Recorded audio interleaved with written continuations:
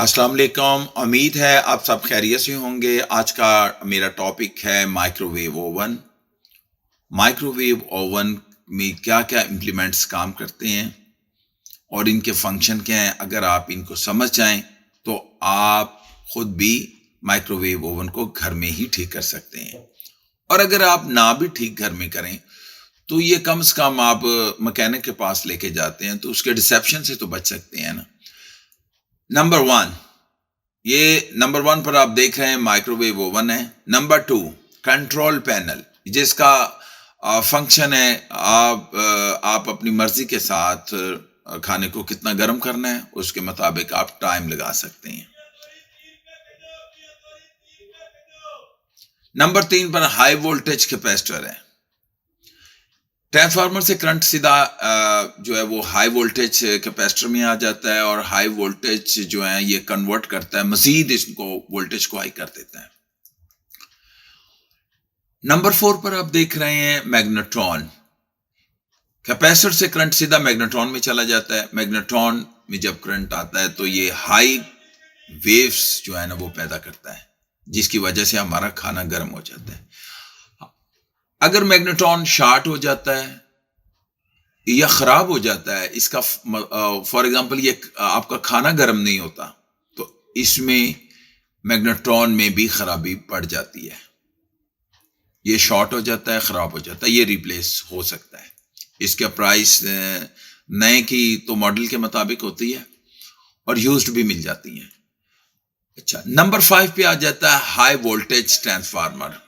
इसका जब हम 220 वोल्ट देते हैं तो ये भी इसके जो प्राइमरी लाइन है और सेकेंडरी लाइन है, इसमें प्राइमरी लाइन में करंट जाता है और सेकेंडरी लाइन में हाई वोल्टेज पैदा हो जाते हैं और ये हाई वोल्टेज कैपेसिटर में और कैपेसिटर से मैग्नेट्रॉन में चले जाते हैं, जैसा कि मैंने पहले भी बताया आपको।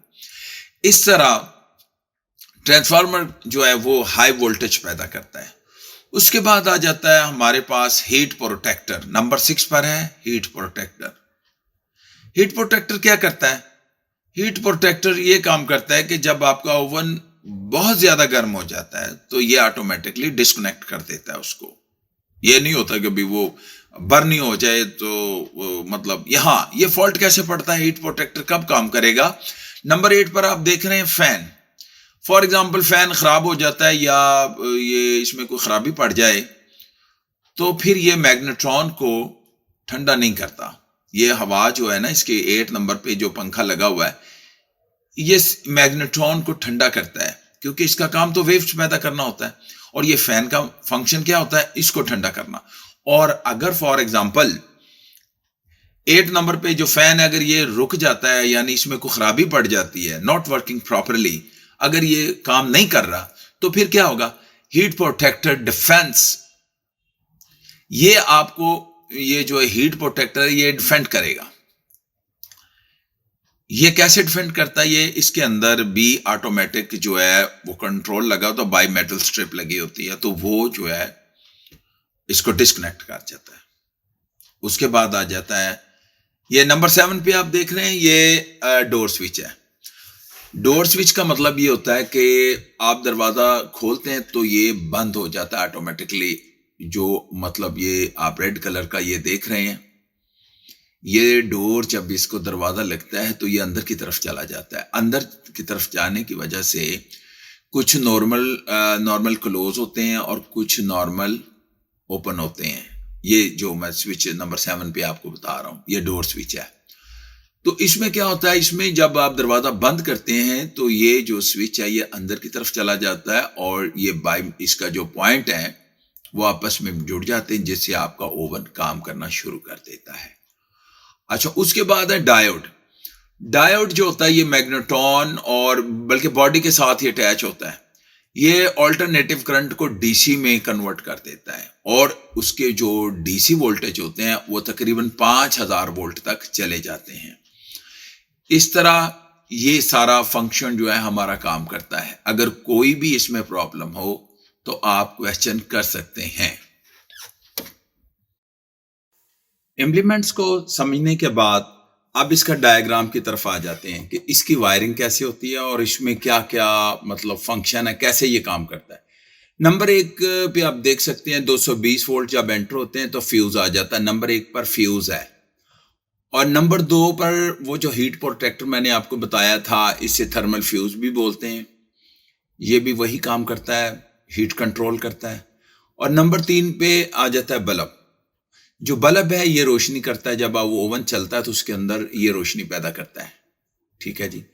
और चौथे नंबर पे आ जाता है डोर स्विच। डोर स्विच का भी मैंने आपको बताया था, ये भी वायरिंग डायग्राम में मैं आपको दिखा रहा हूं। नंबर 5 पे चली जाती है फैन मोटर। फैन मोटर वही है जो अपना मैग्नेट्रॉन को ठंडा करता है ना, मैग्नेट्रॉन को ये मोटर, फैन मोटर ठंडा करती है। उसके बाद ये आ जाता है मोटर, ये अपना ग्रिल ओवन जो होते हैं उसके नीचे जो प्लेट घूमती है, ये वो मोटर है नंबर 6 पे। और नंबर 7 पे है मैग्नेट्रॉन। इसकी वायरिंग डायग्राम भी आप देख सकते हैं। जैसे मैंने आपको बताया था, ट्रांसफार्मर से जो करंट है वो सीधा चला जाता है कैपेसिटर में, और कैपेसिटर से फिर मैग्नेट्रॉन में, और ये साथ इसका हैवी फ्यूज भी है।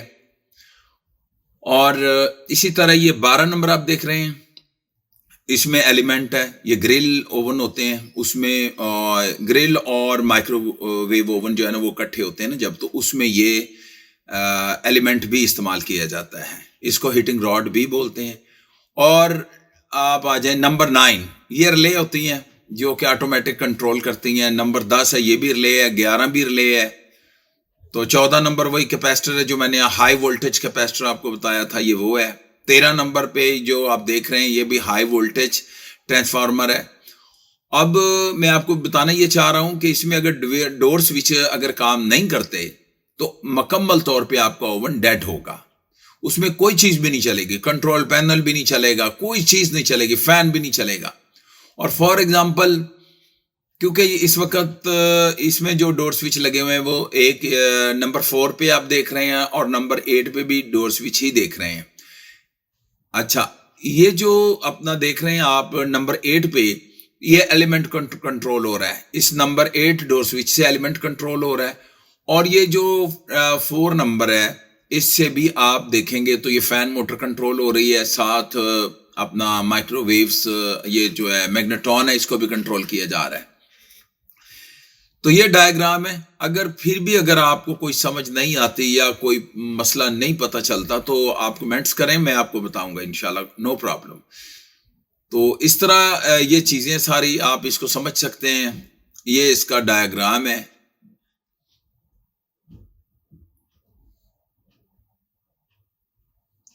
अगर मजीद आपने कोई प्रॉब्लम पेश आए तो आप क्वेश्चन कर सकते हैं।